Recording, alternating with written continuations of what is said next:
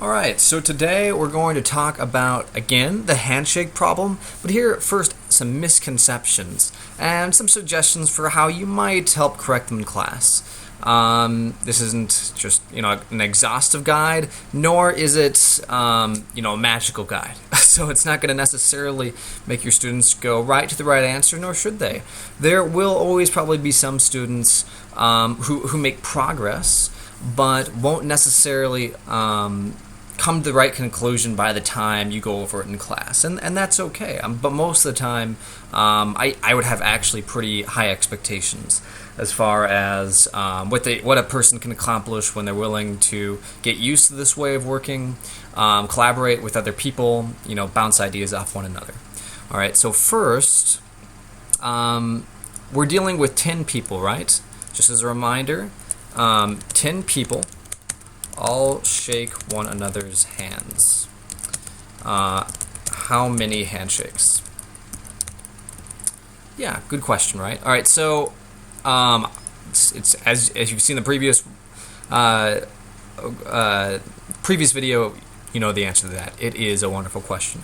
So 10 people, each one of them must shake 10 people's hands, right? So hey, that was easy. Next question. So I mean, this is a totally reasonable answer for a student to come up with. So a trick might be, how do you get them to think more thoroughly? Because I think we're all pretty similar, and that once we find an answer, we're satisfied, we want to move on. Geez, this class is boring. How would you get them to think about what to do next? Well, at this point, one thing that can help correct logical fallacies is just asking them to explain their logic. Well, here the logic is simple enough that they're just going to think to themselves, man, this teacher's weird.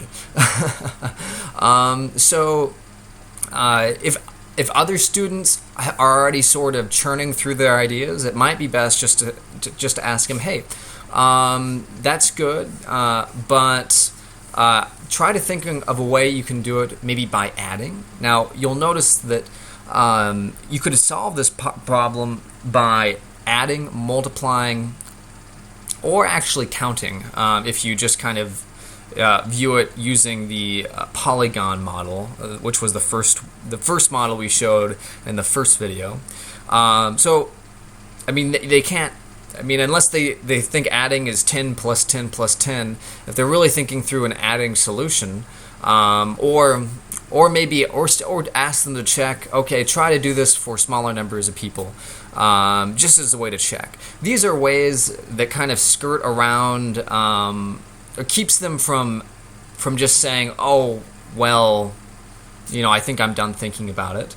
And so just because they don't come to the 100% right answer, that doesn't mean it's not a good time to tell them, good job. You were thinking logically. 10 times 10 is some positive reinforcement is it's not. It can be nice to sandwich that with something that's a little disappointing, like, oh, geez, you didn't get the right answer, and maybe you're a little ways off. Okay, so those are some suggestions for how you could hopefully get kids to keep thinking without having them, and also not having them shut off, either emotionally or productively. So you might ask them, if you wanted to be a little more leading, how many people are you gonna shake hands with if you're one of the 10 people in the room? And you might also ask them, how many people are involved in one handshake? So how many people does it take to do one handshake? Those, I think those are fine. But for my taste, those are a little bit too leading of answers. But to be honest, I'm not sure if there's a better way to go about it if you're not going to simply just say, hey, talk with your classmates. And like I said, just asking them to describe their logic is good. I think you should do it. But might just not go anywhere besides, well, there's 10 this is illogical. So of course they might come to the conclusion there's 10 people, but each one of them is only shaking one hand, right? Well, 10 times 9. So what you'll probably have noticed already is it already looks pretty close to one of our answers, doesn't it? All right, so, all right, good. So, and then the other question is, how many people are involved in each handshake? Well, 2 people. So you're hitting 2 birds with 1 stone. However you want to think of it, lots of ways to think about it. Anyway, it divides by 2. So that would be one way to go from maybe, an answer that maybe feels like you need to start over, and one way to approach it is to suggest they start over. If you have found this is a great question.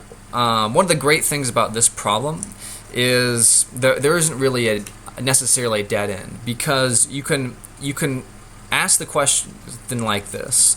Once you found a multiplicative solution, you can look for an additive solution, and if you're having trouble with that, I can suggest models for you to start with a counting solution. And what this does is it allows the problem to be accessible to all levels of skill, but it also allows for something to be really interesting for all of the kids. So, like when I was doing this question, I think it was the multiplicative one that came to mind first. And the idea that there was an additive one, that just sounded really cool to me, and it kept me doing something. And one thing I want to point out is there's definitely a lot of ways to get to certainly the multiplicative solution. And so, you could say that there's actually a lot more than 3 ways to approach this. So that's really the main misconception, that you end up doing 10 times. Either you're doing multiplication and you're forgetting that the handshakes are double counted, and you're forgetting that you don't shake your own handshake.